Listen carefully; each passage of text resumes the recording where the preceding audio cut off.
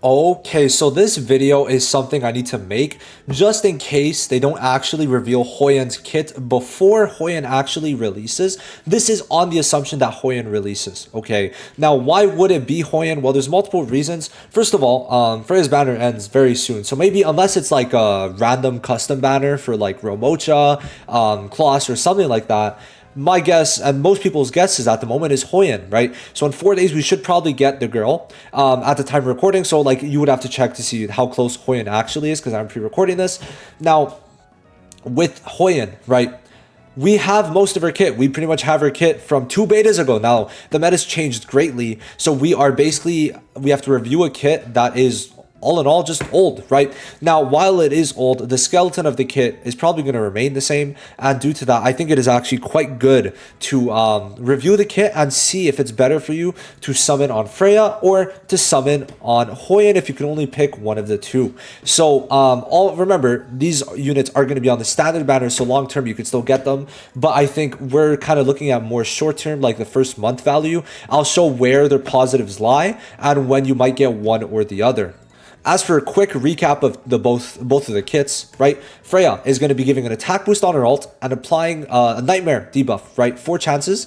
And each chance is going to basically, well, for the nightmare, it's going to be a 12% damage increase on the debuff, well, for the enemy, and also lifesteal of 12%. Now, it's all going to be based off the passive, where the passive is, well, at max level, going to be that whenever ally debuffs, it's going to be a 4% turn meter lower on the enemy, and whenever an ally buffs, it's going to be a 4% buff on the ally, with Freya doubling it for herself, right? So keep that in mind. You're going to get a bunch of turn meter increases up to 12%, either decrease or increase, right? Increase for you, decrease for the enemy, and that's going to be very good because you're going to be getting a 4% attack boost and up to a 12% turn meter boost on the attack, and then turn meter lower on the enemy up to 12%. Really good. Now the skill 2 is also really good because it's going to give a defense increase. Then it's going to give 2 buffs potentially of Dreamweave. So in total 3 buffs if you get lucky with this percent chance of 80% at level 4, which means if you count this at level 5, it's going to be a 12% total buff if you get all 3 stacks, which is really strong. And then it's a cleanse. So she has an attack increase, a damage increase, lifesteal, defense increase, cleanse, and then of course turn meter manipulation. So I mean, we see this, and yeah, Freya is very good. Also, having multiple hits is just nice. 4 hits works with a lot of things. It's going to give you a better chance to crit on most of these. With Chloros, it's going to activate his what is it, the Doom Toll 4 times, right? So honestly, I mean, I was using these 3 together and it works pretty well. Freya, Rosa, and Chloros together, I like it. Now then, let's go on to Hoyen. So let's get into this. So what Hoyen's doing is basically when she dies, she reses. And you could use this every 4 turns, which is wild, right?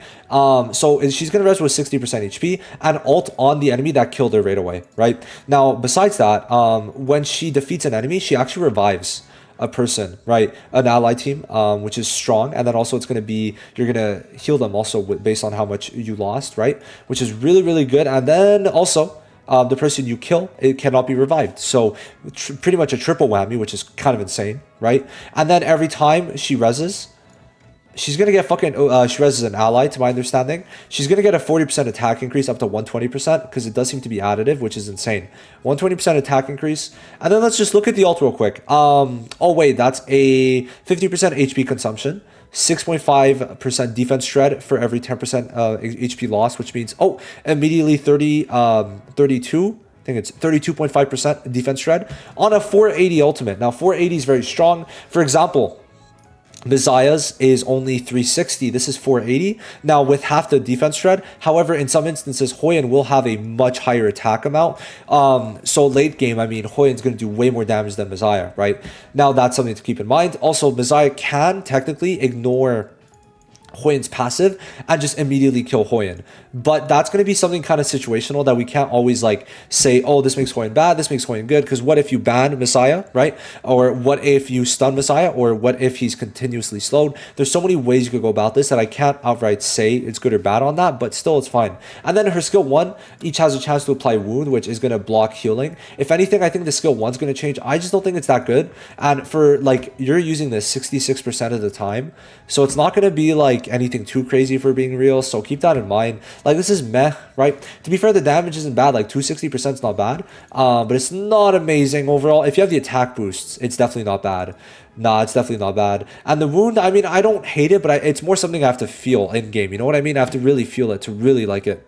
So that's going to be the 2 units. Okay, now let's talk about what I think. Personally, I really do think people should still go for Freya. Why I would say so is because, especially right now, it's worth it.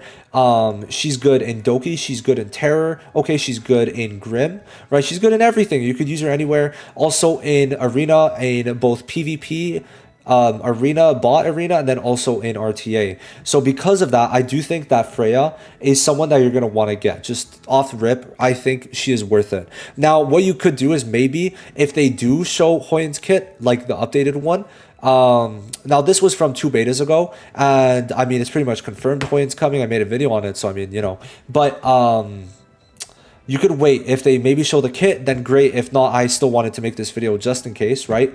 And I think Freya is just going to be more worth it because she's going to work off of green, where Hoyen is pretty much relegated to working on green, maybe type neutral, but in general working on green in PvE, right? Now, even at that, for Doki Doki, I think it's going to be very hard to pass up Romocha because Romocha has an AoE and Hoyen does not. So she's going to be more of a support, if anything, but this support's going to take away potentially from Romocha one-tapping. So that's something we have to keep in mind. We need Romocha to be able to not only one-tap the main enemy, but also make it so that because she one-taps the main enemy, she gets the 100% splash damage at max level on the ult to then kill AoE, which is something very important that Hoyen can't really do. So in terms of value, I don't think it's going to be that much there for something like Threshold. I just don't see it. Maybe she could be good type neutral on Terror. I could definitely see it. I mean, she's going to have some very good stuff. The res is going to be strong.